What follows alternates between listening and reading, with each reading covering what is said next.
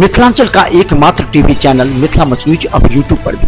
आप यूट्यूब पर Mithila much news subscribe कर न्यूज के लिए रहे अपडेट। इसके अलावा पोर्टल पर www.mithilamachnews.com पर भी दिन भर महात्मा गांधी के सपनों का भारत बनाने की कसमें हम खा रहे हैं।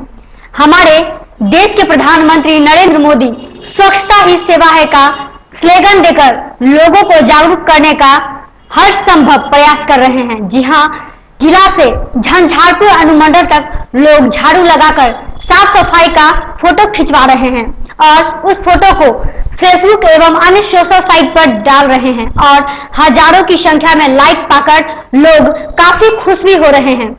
वहीं 2 अक्टूबर को झंझारपुर अनुमंडलीय अस्पताल से लेकर कार्यालय तक झाड़ू लगाने की कर्तव्य दिखाई गई थी, जहां सांसद ने अस्पताल में और एसडीओ ने कार्यालय के पास प्रतीकात्मक सफाई कर लोगों को स्वयं से साफ सफाई के प्रति जागरूक रहने का संदेश भी दिया था।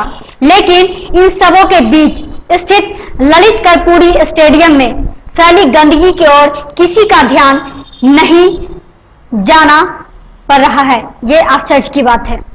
और लोग जनप्रतिनिधि हो, सांसद हो, प्रशासनिक पदाधिकारी हो, सभी लोग स्वच्छता ही सेवा है की कसमें खाते हैं, झाड़ू लगाते हैं, फोटो खिंचवाते हैं और खुश हो जाते हैं। इसके अलावा वास्तविक गंदगी पर किसी का ध्यान नहीं है। आयोजन कमेटी करने वाले सदस्य अनुमंडल प्रशासन सामने में बैठा हुआ है, प्रतिदिन उनकी नजरें जाती है। नगर पंचायत प्रशासन 1,78,000 रुपया प्रति माह मजदूरी देते हैं, लेकिन 1,000 रुपया उस गंदगी की खर्च करने पर नहीं जाते हैं। हाँ, ये अवश्य है कि 2 अक्टूबर को बड़े बड़े लोग सांसद से लेकर अभियान पर कार्यक्रम चलाया जा रहा है। यह झंझारपुर में तो हमको देखने को मिला है कि झंझारपुर का सांसद सिर्फ खाना पूर्ति किए हैं, जो साफ जगह था वहां पर झाड़ू दिखा गए, सिर्फ फोटो खिंचवाने का काम किए हैं, प्रेस में आने का काम किया है, जबकि उसी से सिर्फ 50 गज की दूरी पर इतनी गंदगी का अंबार है जहाँ झाड़ू नहीं लगाया गया।